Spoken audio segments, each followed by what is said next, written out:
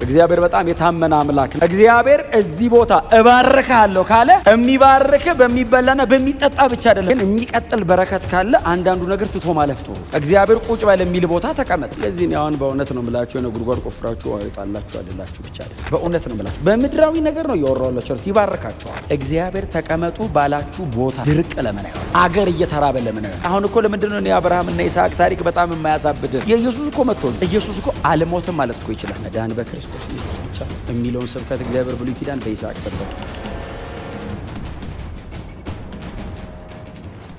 እግዚአብሔር በጣም የታመነ አምላክ ነው። አስቀድሞ የሚገባውን ቃል አስቀድሞ የሚገባውን ኪዳን እግዚአብሔር ለሚቀጥለው ትውልድ ለሚቀጥለው በዚያ ኪዳን በገባበት በኩል ላለው ዘር እግዚአብሔር ጠብቆ ይቀጥላል። እግዚአብሔር በጣም የታመነ አምላክ ነው። ቲቶ ምዕራፍ 1 ላይ እግዚአብሔር ግን የማይዋሽ አምላክ ነው። በየትኛውም አጋጣሚ እግዚአብሔር እውነተኛ ነው። ጎናችሁ እስከ መጨረሻ በእግዚአብሔር ተደገፍ በሉ። ሰው ሰራሽ የሆነ ቴክኒክ አትፍጠሩ። እግዚአብሔር እዚህ ቦታ እባርካለሁ ካለ የሚባርክ በሚበላና በሚጠጣ ብቻ አይደለም፣ በቤትም በውስጥም በውጭም በሰላምህም ነው። ጥበቃውም አለው ካለ እግዚአብሔር አለው ነው፣ ሁለንተናዊ ነው። ይስሐቅ ህይወቱን ካስተካከለ ከተመለሰ በኋላ ዘርዘራ የሚል ቃል ይስሐቅ ወጣና ዘርዘር ድርቅ ነው ባይዘ ረሃብ ወጥቶ ዘርዘር። መጽሐፍ እንደዚህ ይላል፣ እግዚአብሔር ይስሐቅን ባረከው በዚያ ምድር 100 እጥፍ አጨደ የሚል 100 እጥፍ ይታጨዳል። ድርቅ በሆነበት አገር፣ መሬቱ በማይመልስበት አገር፣ ውሃ ከሰማይ በማይወርድበት ሰዓት ላይ፣ አገር በሙሉ በተራበበት ሰዓት ላይ ይስሐቅ ብዙ አፈራ ሳይሆን 100 እጥፍ አጨደ። በሙላት እግዚአብሔር አብሮት መሆኑን አሳየ። ይስሐቅን እግዚአብሔር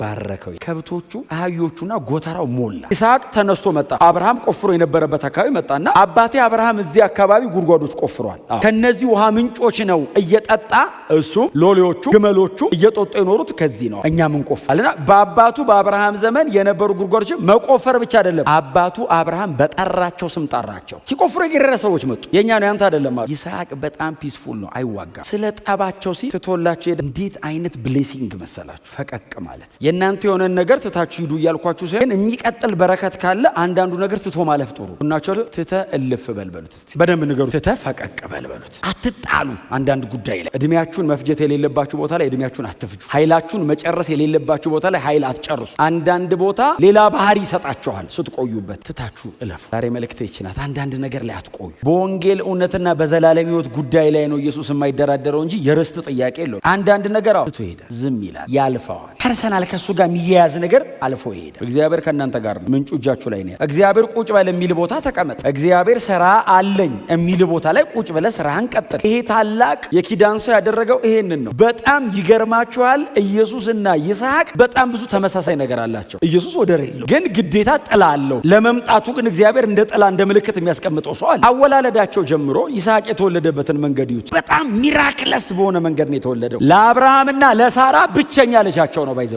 አብርሃም ከዛ በኋላ ከኬጡራ ምናምን ልጆች አሉት እንጂ ከሳራ የተወለደ ኪዳኔን ያስቀጥላል ብሎ እግዚአብሔር ፕሮሚስ ያደረገለት ብቸኛ ልጅ ነው። ይስሐቅ ብቻ ነው በዚህ መንገድ የተወለደው። የ100 ዓመት ሽማግሌና የ90 ዓመት እናት አብርሃምና ሳራ ብቻ ናቸው፣ የለም ሌላ። አብርሃም ከዛ በኋላ ልጆች አሉት። አባታችን አብርሃም አው ነበራቸው። ኬጡራስ ወጣት ነች፣ እንደ ሳራ እርጅታ አይደለም የወለደች። ሚራክለስ በሆነ መንገድ ነው የተወለደው ይሄ ልጅ። ሁለቱም በእግዚአብሔርና በቤተሰባቸው መካከል የተወደዱ ናቸው። ጌታ ኢየሱስ ክርስቶስን አብ ከሰማይ ሁሌ ነው አይደል የምወደው ይላል። እግዚአብሔር አብርሃም ጋር መጥቶ ስለ ይስሐቅ ሲያወራ ስለ እስማኤል እንደዚህ ብሎ ታያቀም። እግዚአብሔር የምትወደውን ልጅህን ይለው። የምትወደውን አንድ ልጅህን። ልጆች እኮ እስማኤል እኮ ቀድሞ እኮ አላህ አንድ ልጅህን ነው የሚለው። እጅግ የተወደደ ነው አባቱ ፊት። ሁለቱም የሚሞቱበትን እንጨት ተሸክመው ተራራ ወጥተዋል። ይስሐቅ የሚሰዋበትን እንጨት የያዘው ራሱ፣ ኢየሱስ የሚሰቀልበትን እንጨት የተሸክመው ራሱ። ሁለቱም ጂኦግራፊካሊ የሚተያዩ ተራሮች ላይ ወጥተዋል። ይሄኛው ሞሪያ ምድር ሲወጣ፣ ይሄኛው ደግሞ ቀራኒዮን ወጥቶታል። ጂኦግራፊካሊ ይተያያሉ። ኤግዛክት ታይፖሎጂው ነው ባይዘው። ያኛው የትንሣኤ ምልክት ነው፣ ይሄኛው እውነተኛው ትንሣኤ ነው። በዚህ መጠን ከኢየሱስ ክርስቶስ ሞትና ትንሣኤ ጋር አንድ አይነት የሆነ መጽሐፍ ቅዱስ ላይ ሌላ ታሪክ የለም። ይስሐቅ ብቻ ነው። የኢየሱስ ክርስቶስን ሞትና ትንሣኤ አዲስ ኪዳናችን ላይ ነበር ተመጣጣኝ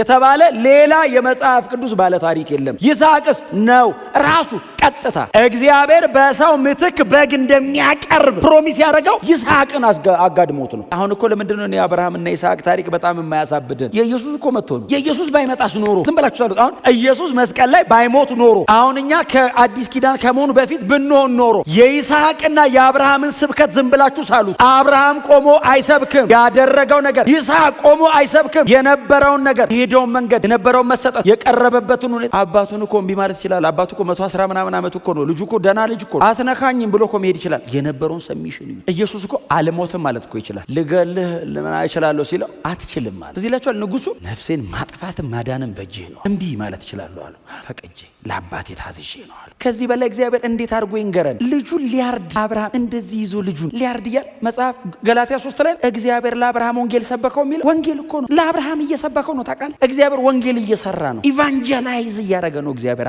አብርሃም ገብቶታል ብዙ ነገር። እዚህ ጋር ሞር ክሊር ይሁንልህ እስቲ። ለአብርሃም በግ አዘጋጃለሁ። እግዚአብሔር ልጁን ሊገል ሲሄድ ሌላ ምትክ የለውም። አንድ ልጁን ሊከፍል ነው እግዚአብሔር። ለአብርሃም በግ አለለት፣ በግ ይቀርብለታል። በግ አስገብቶ እግዚአብሔር ሌላ ምትክ እንዳለ ሪፕሌስመንት ተተኪ እንዳለ እግዚአብሔር ይነግረዋል። ለእግዚአብሔር የለውም ምትክ፣ ይሰዋል ልጁን። አብርሃም ሲራመደው ያመዋል፣ ግን ደግሞ እግዚአብሔር ደግሞ የመስዋዕቱን በግ ያዘጋጃል የሚል የሆነ ጭላንጭል ተስፋ ግን አለው አብርሃም ሲሄድ። ታውቃለህ፣ እግዚአብሔርስ የመስዋዕት በግ ያዘጋጅልኛል የሚለው የለውም። የራሱን በግ ነው የሚያቀርበው እግዚአብሔር። አይ ልጁን ነው የሚያርደው እግዚአብሔር። ለኢየሱስ ምትክ የለውም። ኢየሱስ ራሱ ነው ቀራቢ፣ ኢየሱስ ራሱ ነው ሟች፣ ኢየሱስ ራሱ ነው የሚዋጀን፣ ኢየሱስ ራሱ ነው የቤዛነት ስራ የሚሰራው። አይ ኢየሱስ ካልሞተልኝ ምትክ ሆኖ ሞቶ ሊያድነኝ የሚችል የለም። ኢየሱስ ራሱ ነው ጽዋን የሚጠጣት። ሉቃስ ወንጌል ምዕራፍ 1 ትዝ ይላችኋል። ጌታችን ኢየሱስ ክርስቶስ ከመምጣቱ በፊት መጥምቁ የተወለደ ቀን አፉ ተዘግቶ የነበረው አባቱ ልክ አፉ ሲከፈት ትንቢት ነው የተናገረው። ባይዘ አፉ ልክ እግዚአብሔር መጥቶ እንዲህ አፉን ሲነካው ትንቢት፣ እግዚአብሔር ሕዝቡን ጎብኝቶ ቤዛ አደረገ አለና እነሆ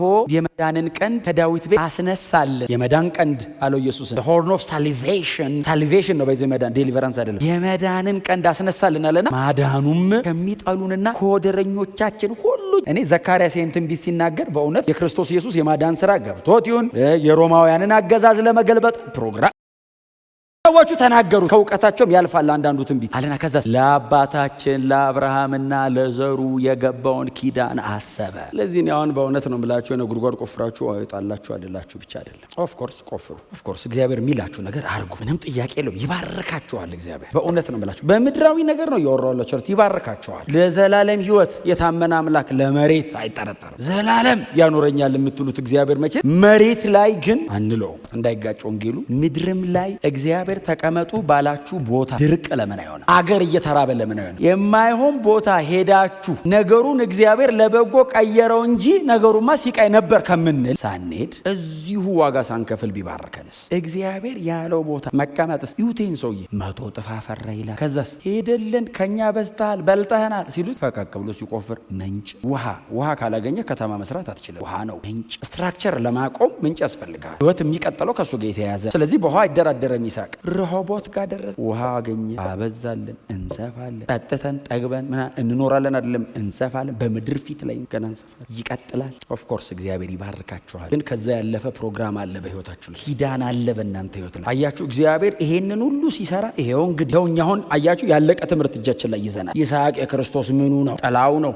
ቀጥተኛ ጠላው ነው። ቀጥተኛ አትሊስት ቅድም በነገርኳችሁ በ5 መንገድ ተመሳሳይ ጠላው ካወላለዱ ጀምሮ የነበረው መታዘዝና መገዛት፣ እውነትና ትክክለኛ በሆነ ነገር ላይ ረጅም ዘመን ውሰዱ። በእውነት ነው የምነግራችሁ። በወንጌል እውነት ላይ ወደ ቀኝም ወደ ግራም አትበሉ። ከእናንተ እውቀት ውጭ የሆነ ስራ እግዚአብሔር በእናንተና በቤታችሁ ይሰራል። ብዙ እማትቆጥሩትን ትውልድ እግዚአብሔር በእናንተ በኩል ያድናል። ስለዚህ እግዚአብሔር ሌላ መዳኛ መንገድ የለም። መዳኛ መንገዱ ተክቶ የሚሞት እሱ ብቻ ነው ብሎ ስለ ልጁ እግዚአብሔር እየሰበከ ነበር። ሌላ መዳኛ መንገድ የለም። እኔም ዛሬ ስለ ይስሐቅ ብቻ ነግሬ አለቃችሁም።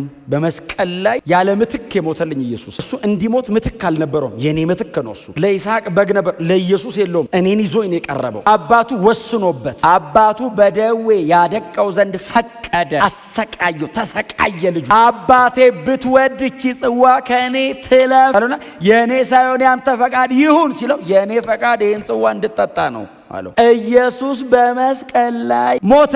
በይስሐቅ በኩል የተነገረው ተስፋ፣ እግዚአብሔር የተናገረው ያ ተስፋ ከ2000 ዓመት በኋላ እውን ሆነ። እግዚአብሔር ቀራንዮ ራስ ቅል እዛ ደረቅ እንጨት ላይ አተመው። ይስሐቃው ምልክት ነህ፣ ምሳሌ ነህ። ይሄው የምርም ይሞተው ያንተ ልጅ አምጣ ነው ያልከው። እኔ ልጄን አቀርባለሁ ያንተ ልጅ ምልክት እንዲሆን ነው። የኔ ልጅ ግን የኃጢአት መስዋዕት ይሆናል። አብርሃም የኢየሱስን ቀን ናፈቀ። ታውቃለህ ልጁን ሊያርድ መቼ ነው የሚመጣው? አብርሃም ቆሞ ቀኔ ናፈቃል። እንደዚህ አማታ ብራዘር አብርሃም ታውቃለህ አይኑ ተንከራቶ ነው የሞተው ሰውየው። መቼ ነው የሚመጣ? ይመጣ ይሆን በእኔ ዘመን? እንደዚህ እያየ አምኖ ሞቱ የሚለው እኮ ለእነሱ ነው። እንደዚህ አምኖ ይመጣል እያለ ታውቃለህ ወደ ሀገሩ ሳይዞር እኛ በገባን መጠን አይገባው እንጂ አብርሃም ኢየሱስ እንደሚመጣ አውቋል። ቀኔን ናፈቀ። ሲስተማቲካሊ ነው አንዳንድ ጥቅስ የሚፈታው። ጠቅላላ የመጽሐፍ ቅዱስ ትምህርት ነው አንዳንድ ጥቅስ የምንፈታው። አብርሃም ጋር ብቻ አንቆምም። የአዲስ ኪዳን ጸሐፊዎች አብርሃምን ባዩበት መንገድ ነው የምናየው።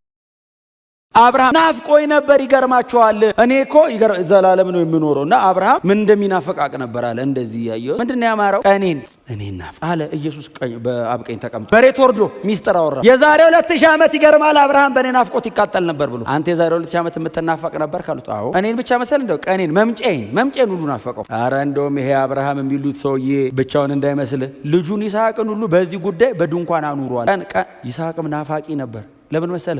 በጣም የተደራጀ ነገር አልሰራም። በድንኳን አብርሃምና ይስሐቅ በድንኳን ኖሩ ይላል። በዚህ ተንከራታች እንደዚህ እያየ ነው በዚህ ከድንኳኑ እየወጣ ይስሐቅ ራሱ እኔ ምልክት ሆኛለሁ። መቼ ነው የምትመጣው? የሞት የመነሳት የሁሉ ነገር እኮ ምልክት ሆንኩ። መቼ ነው እርፍ የምታረገው? እኔ በኩል እንደ ጥላ የሆነውን አካል የምታስይዘው? ይስሐቅም ቀኑና አባትና ልጅ ተሰብስበው እግዚአብሔር የፈጠራትን ከሰማይ የምትወርደውን ከተማ ይጠብቁ ነበር። ሞትና ትንሣኤ ብቻ መሰለ እንዴ? ከዛ በኋላ የሚመጣ ሌላ ሰማይና ምድር ይጠብቁ ነበር። ዘላለምን ሁሉ ተሻግረው አዩት። እንደዚህ ለአብርሃም ያደረገውን ለይስሐቅ ደግሞ ማለውን ለሁለቱ ነው የተጠቀሰው። እንግዲህ መዳን በክርስቶስ ኢየሱስ ብቻ ነው የሚለውን ስብከት እግዚአብሔር ብሉይ ኪዳን በይስሐቅ ሰበክ። ስለ ሰው ልጆች ኃጢአት የሚቀርብ አለ በይስሐቅ ሰበክ። ሰውን እግዚአብሔር ተክቶ የሚሞትልኝ አለ በይስሐቅ በኩል። ትንሣኤ ሙታን አለ በይስሐቅ በኩል። ከሞት የመነሳት ምሳሌ አድርጎ ተቀበለው። ይስሐቅ የትንሣኤ ምልክት እንደሆነ የምታውቁት ሮሜ 4 ላይ አብርሃም የሞተውን እንደሚያስነሳ አመነ። ኔክሮስ ማለት ተገንዞ የተቀበረውን ከመቃብር እንደሚያወጣ አመነ። ትንሣኤ ሙታን አብርሃም አመነ፣ ይስሐቅም ትንሣኤ ሙታንን ተቀበለ። ሊትራሊ ቃሉ ጳውሎስ ሮሜ 4 ላይና ዕብራውያን 11 ላይ የተጠቀሙ የግሪክ ቃል ኔክሮስ የሚለው ተገንዞ የተቀበረ ሰው ከመቃብር ወጣ ማለት ነው። ትርጉሙ እንደዛ ነው ያመኑት። እስቲ